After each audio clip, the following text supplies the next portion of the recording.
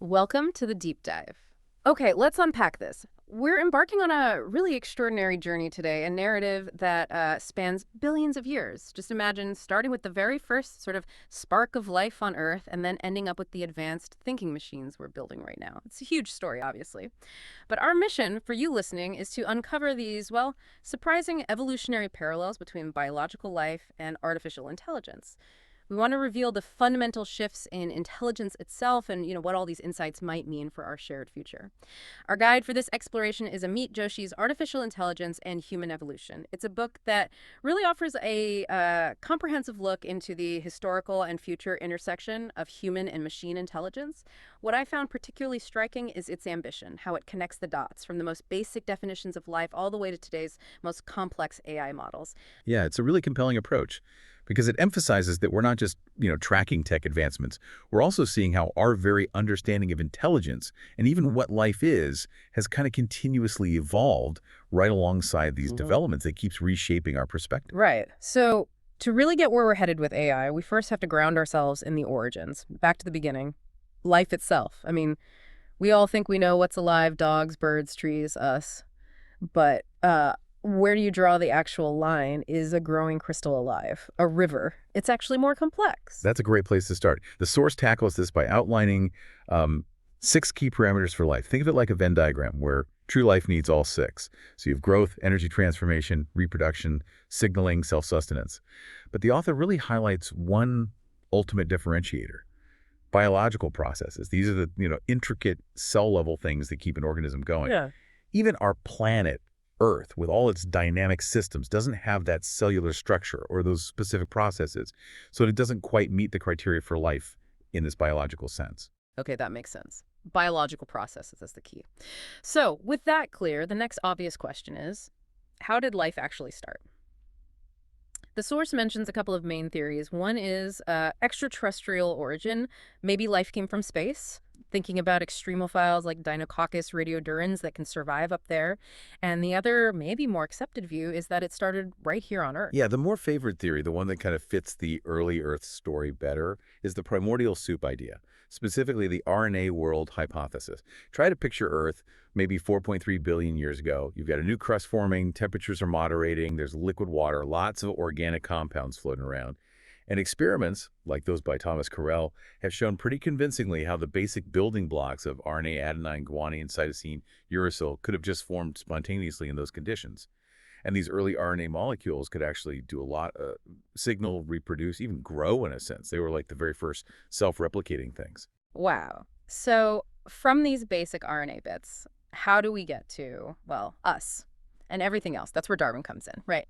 His theory of evolution by natural selection, it's genius, but the core idea is actually pretty simple when you break it down. It really is elegant. The whole process boils down to 2 main steps, happening over and over. First, you get random genetic variation, little changes, mutations, recombination, introducing differences. Then, natural selection kicks in. Survival of the fittest, basically. Traits that help an organism survive and reproduce in its environment get passed on more often. But this takes time. We're talking billions of years, from simple cells to complex ones, then millions more to get from multicellular life to humans. And when you zoom in on human evolution, the pace just seems to explode. From early hominins to Homo sapiens, it's like, what, 2.5 million years? A geological blink. And then we spread across the entire globe, everywhere. It's kind of an unprecedented expansion. Okay, so now we're at humans. And it's easy to just assume we're the best at everything, evolutionarily speaking. But if you really look closely at our senses hearing, sight, smell, we're often, well, kind of mediocre, actually. That's a really important point. It makes you ask, what is our unique advantage then?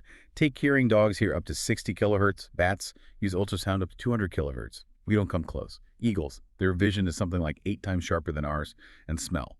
Elephants have over 2,000 olfactory genes. We have about 400. So yeah, sense by sense, we're often just average. So if it's not our senses individually, what gives us the edge? The source points to 2 big things. First, our brain's incredible extended fluidity, meaning it keeps developing, keeps changing significantly after we're born. That's pretty unique. It means our environment, our experiences, they shape us profoundly. Exactly. And that flexibility, combined with our thinking ability, let us do something amazing. We basically bypass slow biological adaptation. Instead of our bodies needing hundreds of thousands of years to evolve, say, thicker fur for cold climates, our tools started evolving much, much faster.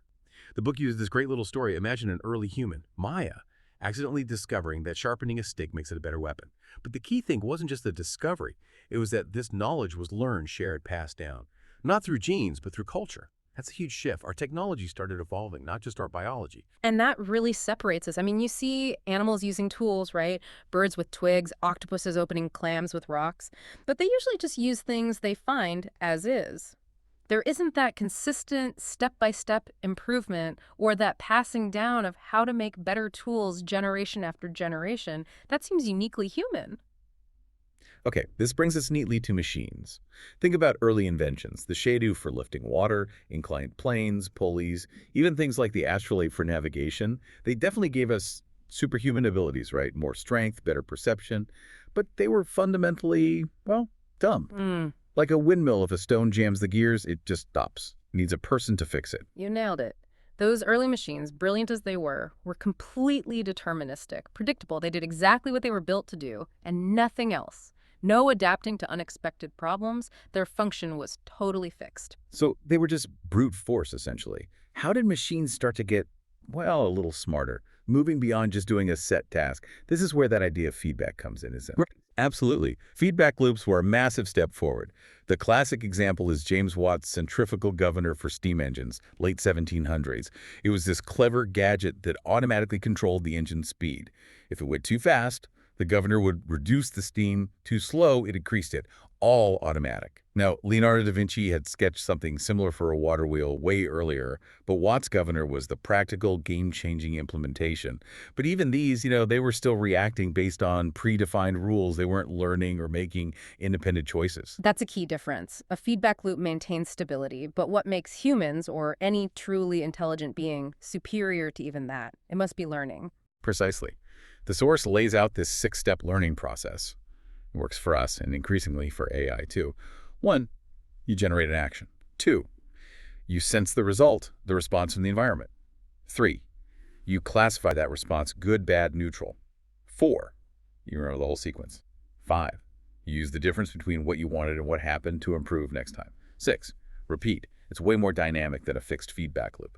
The question then becomes, how to get machines to do that? And a big part of human learning is multimodal learning, right? We connect sights, sounds, touch all together with our actions, like learning to ride a bike, you're processing everything at once.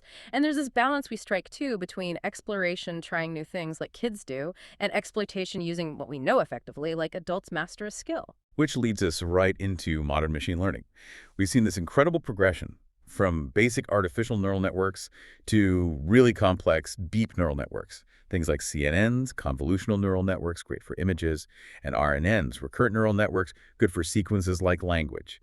And honestly, a huge part of this recent explosion in capability comes down to hardware.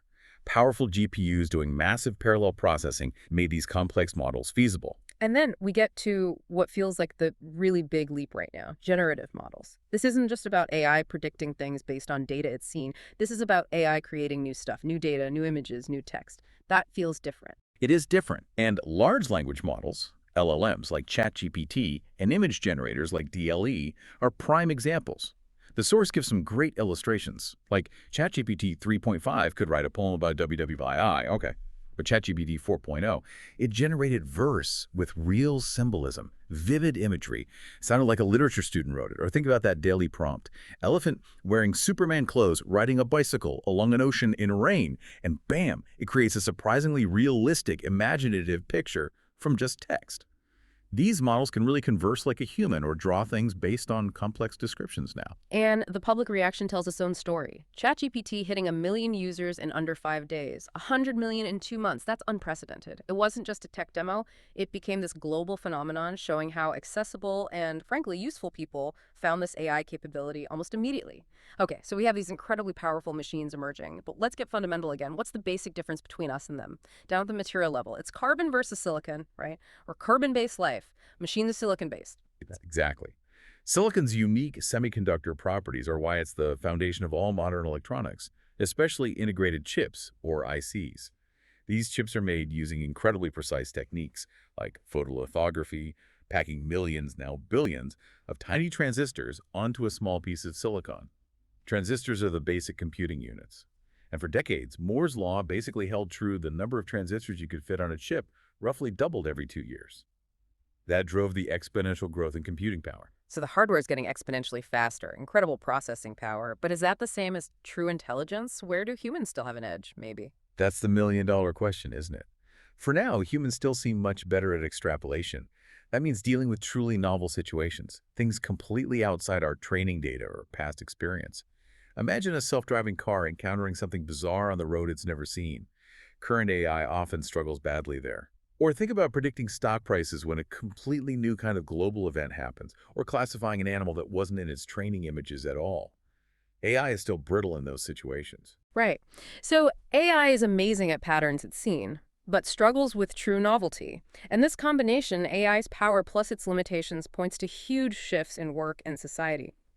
Let's look at a couple of examples the source uses for super AI's potential job market impact. Yeah, the author discusses mid-level management quite a bit. Imagine a super biz AI managing teams. He can analyze individual strengths, set tailored goals, spot problems early, provide custom advice, potentially better than a human manager in some ways.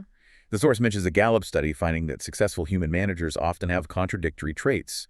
Super AI could remove bias, be constantly available, maybe freeing up human leaders for more strategic thinking. And then there's software engineering. The book tells this anecdote about a super AI bot creating a whole functional app locale just from a conversation for $250.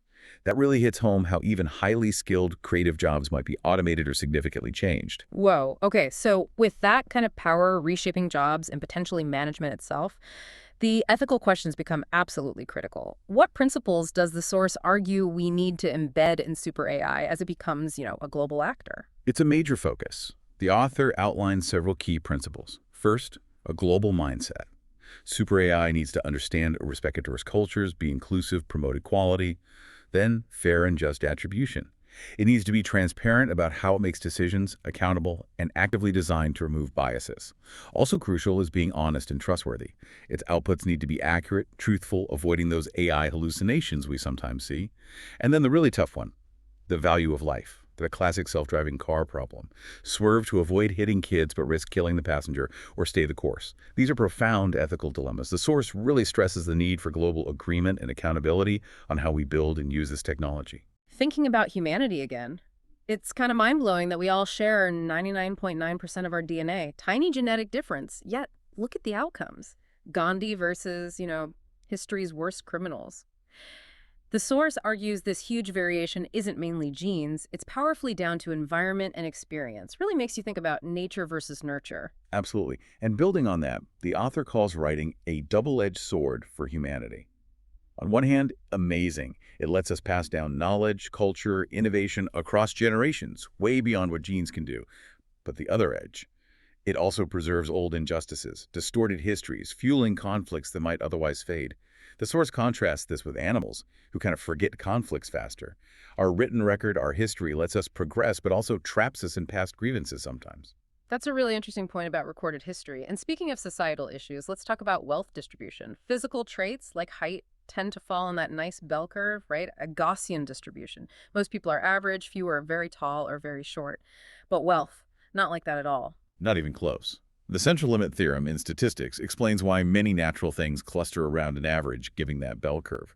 But wealth distribution, in basically every society, is incredibly skewed. A tiny fraction owns a massive percentage of everything. The author argues this is a fundamental failure of our economic systems. It's unnatural, unfair. They trace it from barter to fiat currency to the stock market systems that, maybe unintentionally, ended up fueling what the author calls insatiable greed and unhealthy competition. Even crypto, with its own issues like energy use or arbitrary caps, hasn't fixed that fundamental skewness. Okay, so faced with these deep-seated issues in our systems and the arrival of powerful super AI, what's the proposed way forward? The source puts forward this really ambitious idea, like a new system called intellectual humanism. It tries to blend the best of capitalism and communism using super AI as the enabler. It's a radical vision. The core ideas include things like a single global nation, getting rid of traditional borders and political divisions, flat organizational structures where super AI handles a lot of the management and resource allocation, reducing human hierarchy, a distributed economy, maybe based on credits given at birth, no inheritance, automatic tracking, shifting focus from wealth accumulation to individual well-being and growth. The core message is pretty bold. Evolution has served its purpose. Now humans, empowered with their intellect and super AI, take charge. It's a call for us to consciously design our future society. Wow. Okay, we've covered an incredible amount of ground, billions of years, from RNA and the primordial soup through human evolution, the rise of tools, machine intelligence, all the way to super AI and this vision of intellectual humanism. We've really seen how our unique knack for creating tools and now intelligent machines has put us on a totally different evolutionary track, moving past purely biological limits. Indeed, the author is convinced that super AI is going to fundamentally change human life in this century. The impact won't be small or isolated. The source insists it will be pervasive, affecting everything: work, society, maybe even what it means to be human. So, the big question hanging in the air, the one the source leaves us with, isn't really if AI will change everything, but how we choose to use this incredible power. Can we actually leverage super AI to overcome our historical baggage, that double-edged sword of written history, the deeply unnatural skew of wealth? Can we build that future of intellectual humanism, of fairness? Or will these powerful tools just end up magnifying the inequalities and divisions we already struggle with? The blank canvas, as the source puts it, is ours to paint. What will we create?